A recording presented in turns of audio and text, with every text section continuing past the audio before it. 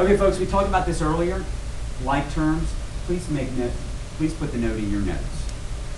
Terms that have the exact same variable stuff. That's not its technical term, but that's what I call it. The exact same variable stuff are called like terms, and they can be combined. And if they can be combined, then we need to combine. By stuff, you mean numbers? No.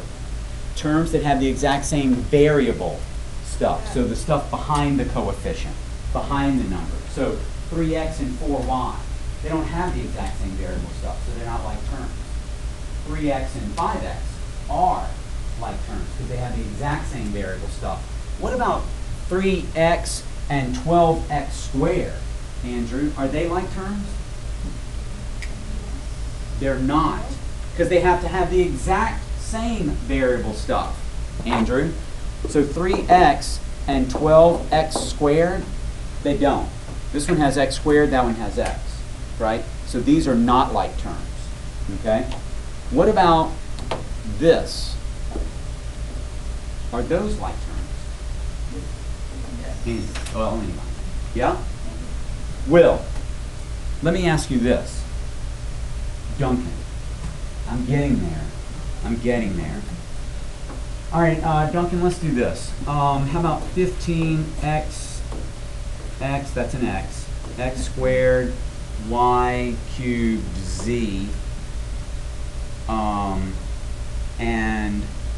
16z x squared, y cubed. Are those like terms, Duncan? Yeah. Yes, they are like terms. Why? They have the same variable. They have the exact, not because they just have the same variables, but even the exponents are all the same too. But what's the problem with this thing, Drew? It's out of order. Thank you, Drew.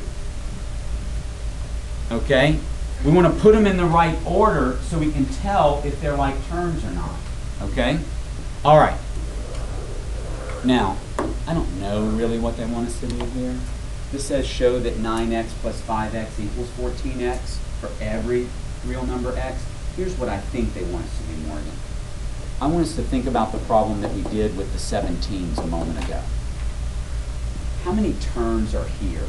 Carlos? Yeah. How many terms? Two. What do they have in common?